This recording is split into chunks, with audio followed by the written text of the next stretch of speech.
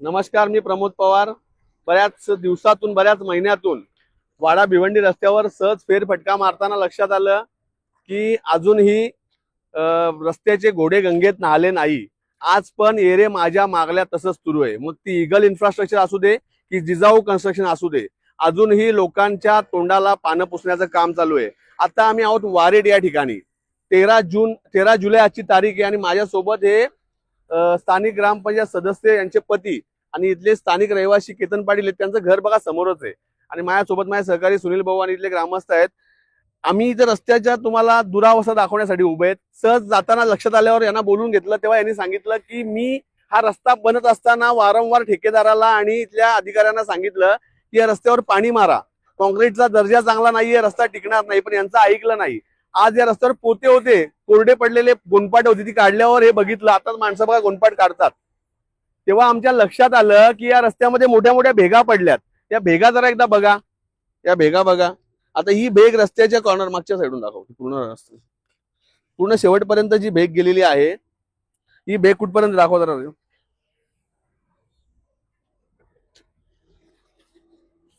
ही पूर्ण भेग बघा, इथून इथपर्यंत आलेली आहे. म्हणजे पूर्ण एक रस्त्याची एक साईड गेलेली आहे. परत या साईडला आपण गेलो की पूर्ण रस्त्याला तडा गेलेली आहे. म्हणजे रस्त्याचा वापर अजून सुरू नाही. आजच याचं गोनपाट काढून या रस्त्याला ऍक्सेस द्यायला लावलाय. याच जिजाऊ कन्स्ट्रक्शनने याच्यापूर्वी या साईडचा रस्ता केलाय, तो पण दाखव. आणि तो रस्ता याच पॅच मध्ये आताच्या त्या रस्त्याची अवस्था किती बिकट आहे बघा. पूर्ण रस्ता दबलेला आहे, रस्त्याला मोठमोठ्या भेगा गेलेल्या आहेत. म्हणजे पुढचा पावसाळा हा रस्ता बघणार नाही. पुढच्या पावसाळ्यापर्यंत रस्ता टिकणार नाही. आणि आता जे तुम्हाला आम्ही दाखवलं हा 115 मीटरचा पूर्ण पॅच आहे आणि 115 मीटरच्या पॅच मध्ये पूर्णपणे 10 ते 12 ठिकाणी भेगा पडल्यात.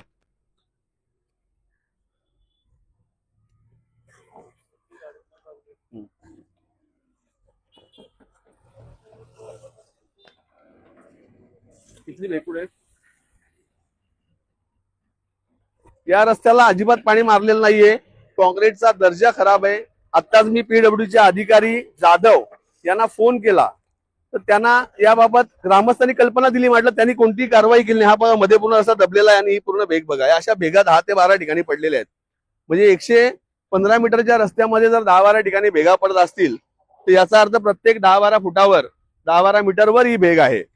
पूर्ण रस्त्याला भेगा आहेत, पूर्ण रस्त्याला. म्हणजे शेवटपर्यंत पूर्ण रस्त्याला तडा गेलेली आहे. या रस्त्याला ऑलरेडी कटिंग केलेली आहे. कटिंग केल्यानंतरही जर अशा भेगा पडतात याचा अर्थ काँक्रीटचा दर्जा पूर्णपणे निकृष्ट आहे. याला सर्वस्वी जबाबदार ना ठेकेदार तर आहेच. ठेकेदार तर भ्रष्ट आहे, त्याबाबत कोणाचंही दुमत नाही. पण जेई म्हणजे ज्युनियर इंजिनियर ज्यांचं प्रत्यक्ष निरीक्षण करून या कामावर लक्ष ठेवण्याचं काम असतं, पण हे एवढे बेजबाबदार आणि निगरगट्टे जेई बनलेत की यांना ठेकेदाराचे कर्मचारी बनलेले आहेत, ठेकेदाराचे लाचार बनलेले आहेत. त्यामुळं या रस्त्याचं पूर्ण देखरेख ठेकेदारच करतो, काँक्रीटचं निरीक्षण ठेकेदारच करतो आणि काँक्रीटची क्वालिटी ठेकेदार तपासतो, अधिकारी तपासत नाही. एकूणच या रस्त्यावर 800 कोटी जे खर्च होतात, या 800 कोटी मधले जवळपास 300 कोटी हे इगल कंस्ट्रक्शन सोडून इतर 2 ठेकेदार करतात, ज्यामध्ये जिजाऊ कंस्ट्रक्शन आणि मयूर कंस्ट्रक्शन आहे. इगलनेही सुरुवातीला चांगलं काम केलं, पण ज्या कामावर आपण आवाज उठवला मुसारण्याजवळचा पॅच, की ज्या कामामध्ये त्या कामामध्ये निकृष्ट काँक्रीट वापरलेलं होतं, पाणी नसलेलं काँक्रीट वापरलं होतं, ते पूर्ण पॅच आता खराब झालेलं आहे पावसामध्ये. इथले ग्रामस्थ केतन पाटील यांनी याबाबत आवाज उठवला. राज ठाकरे इथले ग्रामस्थ यांनी याबाबत आवाज उठवला. राज ठाकरे आपल्या सोबत आहेत, तुम्ही बघू शकता. राज, काय सांगशील या बाबतीत? बरेच दिवसापासून इथे काम चालू होतं रस्त्याचं आणि ते रस्त्याचं म्हणजे आज दोन डंपर घेऊन आले. हे आपले काय ते जेसीबी जेसीबी ना आपले मिक्सर येतात. हा, 2 मिक्सर आत टाकायचे, 2 मिक्सर उद्या टाकायचे. कमीत कमी जिथे जिथे पण पॅचचं काम चालू आहे तिथे तिथे यांचा महिना खोदाई चालू आहे. आता आपण आंबाडी ब्रिजची पण अवस्था तीच बघितली होती का, म्हणजे प्रत्येक ठिकाणी जे कामं चालू आहे तिथे म्हणजे निष्कृष्ट दर्जाची कामं चालू आहे. ज्या माझ्या आता गावाजवळचं काम चालू आहे, पूर्ण रस्ता हा फाटलाय. आता माझे मित्र केतन पाटील याच्या घराजवळ रस्त्याचं काम चालू आहे. यांनी मला त्याच दिवशी फोन करून सांगितलं होतं का हा रस्ता पूर्ण फाटलाय, 3 दिवस झाले काम चालू झालाय, पण याच्यावर कधी पाणी मारलं नाही यांनी. 3 दिवसावर त्यांचा जिजाऊचा टँकर इथेच उभा होता पाणी मारण्यासाठी, पण टँकरवाला बोलता आमच्याकडे काय अजून आलेलं नाही. वरून फोन येईल तेव्हा त्याला विचारलं असं पाणी का मारत नाही. पण वरून मला फोन आलेला नाही, तोपर्यंत पाणी मारायची हे नाहीये. मग कमीत कमी 3-4 दिवस पाणी मारला नाही. नंतर त्याच्यावर काहीतरी पोते आणून टाकले, त्याच्यावर पण पाणी मारला नाही. आणि आज जी रस्त्याची अवस्था समोर बघतायत, एवढे वर्ष यांनी लुटून खाल्लेला रस्ता आहे, तो खाल्ला त्याच्याबद्दल हरकत नाही. पण आता इगलने कुठेतरी थोडंफार चांगलं काम करायला लावले. मध्ये मध्ये कुठे पीस राहिलेले आहेत, हे यांच्या काहीतरी कॉन्ट्रॅक्ट मध्ये होते. ते पीस पण तुम्ही मारू शकत नाही. 100-150 मीटरचा पीस तरी चांगला मारावा ही जनतेला तुमच्याकडनं अपेक्षा होती. ती पण तुम्ही आजपर्यंत काय होतंय, याच्या पहिले पण आम्ही तुमच्यावर बोलतो. निदान एवढे वर्ष लुबाडला या 2 कॉन्ट्रॅक्टरांनी, मयूर कन्स्ट्रक्शन आणि जिजाऊ कन्स्ट्रक्शननी. पण आता तरी जनतेला कुठेतरी सुखाचे दिवस येतील पूर्ण रस्ता झाल्यावर, तर ती पण यांची करायची नियत नाहीये. फक्त तुम्ही समाजसेवाचा जो घेतलेला आहे ना डोंगराचा बुरखा, आम्हाला समाजसेवा नको, आम्हाला रस्ते चांगले द्या. कारण की आता याच्यामध्ये आमच्या बरेचसे भाऊ बहिणीच्या मेलेले आहेत, याच्या पुढे तरी ते कोणी मरू नये म्हणून एक वेळ तुम्ही समाजसेवा कमी करा, पण ज्याचे पैसे घेताना ते कामं जरा व्यवस्थित करा, अशी आमची प्रामाणिक इच्छा आहे. म्हणजे बरोबर आहे. आता आपण मागच्या पावसाळ्यापूर्वी आपण आंदोलन केलं, तुम्हाला माहिती आहे, आणि आपण आंदोलन केल्यानंतर या रस्त्याचं काम वेगाने सुरू झालं.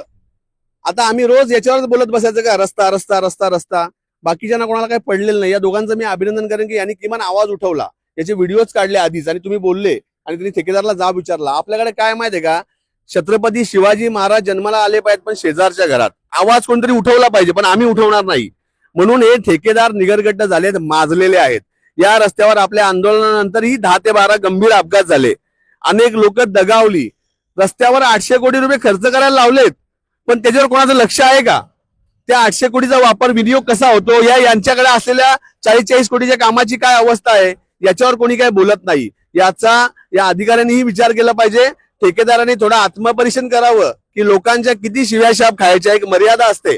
आता तरी आत्मपरीक्षण करा आणि लोकांचे जे पैसे गिळंकृत केले 30-40 कोटी, ते लोकांना त्या रस्त्यामध्ये लावा, कारण हा रस्ता लोकांच्या जीवाशी खेळणारा आहे. तुम्ही जेवढं निकृष्ट काम कराल तेवढे लोकांचे जास्त जीव जातील. थोडी तरी काय जनाची नाही तर मनाची शिल्लक असेल तर कृपया या ठिकाणी या.